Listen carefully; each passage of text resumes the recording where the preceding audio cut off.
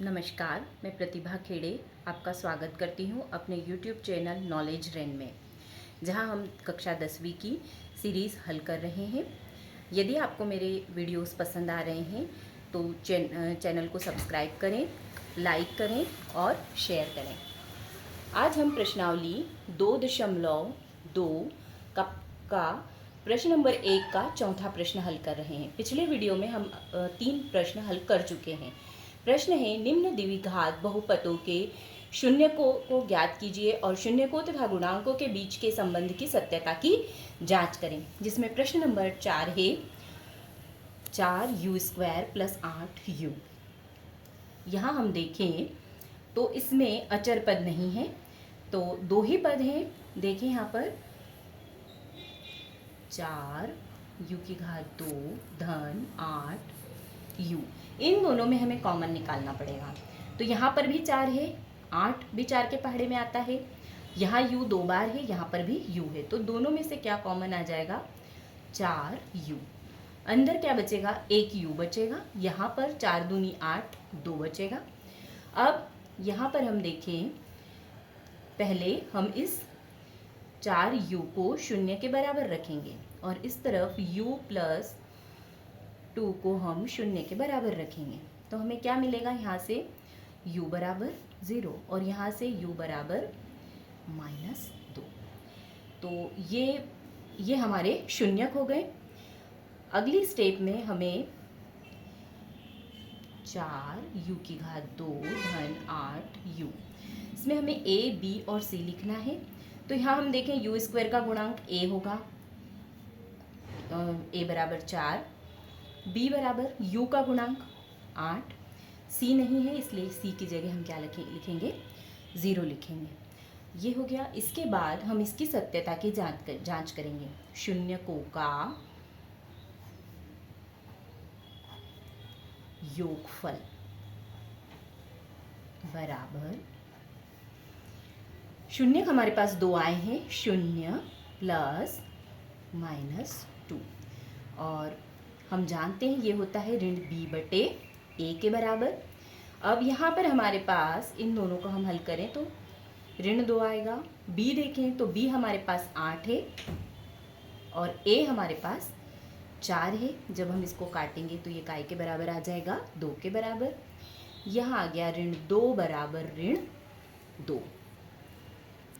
शून्यकों का गुणनफल, शून्यकों का गुणनफल देखें हम 0 × ऋण 2, ये 2 शून्यक हैं, ये होता है c/a के बराबर। इन दोनों का गुणा तो 0 आएगा। c हमारे पास 0 है, इसके बटे में हम कुछ भी रखें वो भी 0 होगा। ये आ गया 0 = 0। यहाँ पर भी ये बराबर आया है, यहाँ भी ये बराबर आया है, अतः इसकी सत्यता की जांच हो गई। इस तरह से इस प्रश्न को हम हल करेंगे। अब हम देखेंगे प्रश्न नंबर 5, t² - 15। अब यहाँ पर हम देखें तो यहाँ पर हमारे पास t² वाला पद है, t वाला पद नहीं है और ये अचर पद है। अब इसको हल करने के लिए इसे सीधे ही 0 के बराबर रखेंगे। t² ऋण 15, इसको हम सीधे ही काय के बराबर रख देंगे, 0 के बराबर। जब हम इसको 0 के बराबर रखेंगे तो t² बराबर आ जाएगा हमारे पास 15, ये इस तरफ जाएगा। तो t बराबर हमको क्या मिलेगा, हमें पता है 15 को हम वर्ग के रूप में कैसे लिख सकते हैं।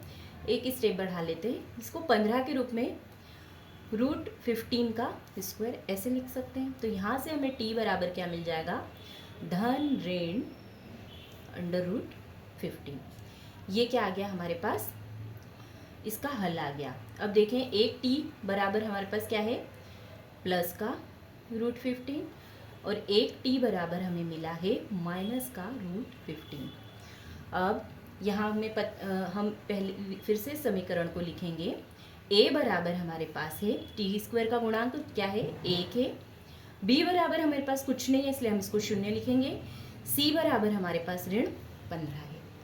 अब यहाँ इसकी सत्यता की जांच करनी है। तो शून्यकों का योगफल बराबर क्या क्या शून्य के हमारे पास, √15 और -√15, और ये होगा बराबर b/a के, ऋण b/a के। तो इन दोनों को हम जोड़ें तो क्या आ जाएगा हमारे पास, शून्य आ जाएगा। एक धन का है एक ऋण का है, तो ये काय के बराबर आ जाएगा, शून्य के बराबर। b हमारे पास शून्य है और a 1 है, तो ये भी शून्य के बराबर आ गया, शून्य बराबर शून्य। इस तरफ हम शून्यकों का गुणनफल कर लेते हैं। शून्यकों का गुणनफल बराबर, यहाँ पर क्या आएगा, √15 गुणित -√15 जो है c/a के बराबर। √15 और √15 का गुणा हम जब करेंगे तो माइनस में 15 आ जाएगा।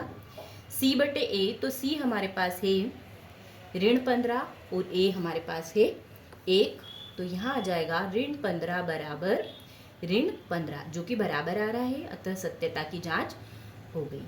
इसके बाद हम अगला प्रश्न हल करेंगे। प्रश्न नंबर 6, 3x⁻2 ऋण x ऋण 4। अब यहाँ हम देखें,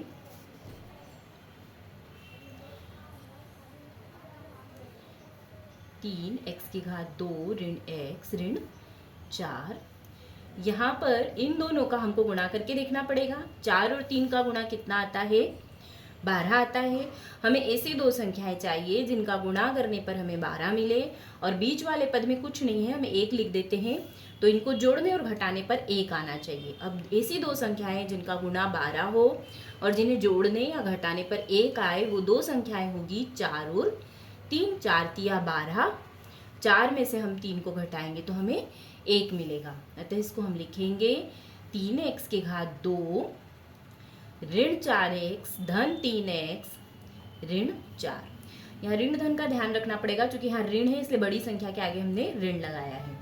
2 की जोड़ी हम बना लेंगे, दोनों में से कॉमन लेंगे। इन दोनों में क्या कॉमन है, x कॉमन है, अंदर बचेगा 3x ऋण 4। इन दोनों में कुछ भी कॉमन नहीं, तो 1 कॉमन ले लेंगे, अंदर क्या बचेगा 3x ऋण 4। यहाँ से हमें 2 गुणनखंड मिल जाएंगे, x धन 1 को हम 1 कोष्टक में लिख लेते हैं और दूसरा 3x ऋण 4 को हम 1 कोष्टक में लिख लेते हैं। अब इन्हें अलग अलग शून्य के बराबर रखेंगे, x धन 1 बराबर 0 और 3x ऋण 4 बराबर 0। x धन 1 बराबर 0 रखेंगे तो हमें x बराबर, ये 1 इस तरफ जाएगा, ऋण में हो जाएगा, x बराबर मिला ऋण 1। यहाँ से देखें तो 3x बराबर 4 इस तरफ जाएगा, धन में हो जाएगा, x बराबर आ जाएगा हमारे पास 4/3, यानी हमें 2 शून्यक मिले, ऋण 1 और 4/3। अब फिर से इस समीकरण को हम यहाँ लिखते हैं, 3x⁻2 ऋण x ऋण 4। यहाँ हम देखें a बराबर हमारे पास x² का गुणांक 3 है, b बराबर x का गुणांक कुछ नहीं है, 1 है, ऋण 1 है, और c बराबर हमारे पास ऋण 4 है। चिन्हों का ध्यान रखना है, हमें संख्याएं चिन्ह सहित ही लिखना है।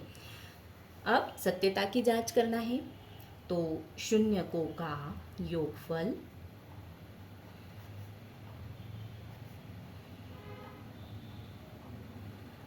बराबर, शून्यक हमें हमारे पास ऋण 1 और क्या है धन 4/3, ये होता है b/a के बराबर। इन दोनों को हम हल करेंगे, इसके बेटे में हम 1 लिख लेते हैं, लघुत्तम 3 आएगा, ऋण 3 धन 4 बराबर b हमारे पास क्या है, b हमारे पास ऋण 1 है और a हमारे पास 3 है। जब हम इन दोनों को हल करेंगे, ये हमारे पास ऋण b/a होता है ना, तो इसके बाहर एक ऋण और लग जाएगा। इसको हम हल करेंगे तो 1/3 आएगा, ये ऋण और ये ऋण का गुणा होके क्या आ जाएगा 1/3, जो कि दोनों बराबर हैं। इसके बाद शून्यकों का गुणनफल, शून्यक हमारे पास है ऋण 1 गुणित 4/3 जो होता है C/A के बराबर। इन दोनों का गुणा करेंगे तो हमारे पास आएगा 4/3। C हमारे पास है ऋण 4 और A हमारे पास है 3, तो ये भी दोनों बराबर हैं, अतः सत्यता की जांच हो गई। इस तरह ये प्रश्न हल हुए। धन्यवाद। कृपया चैनल को लाइक करें, सब्सक्राइब करें।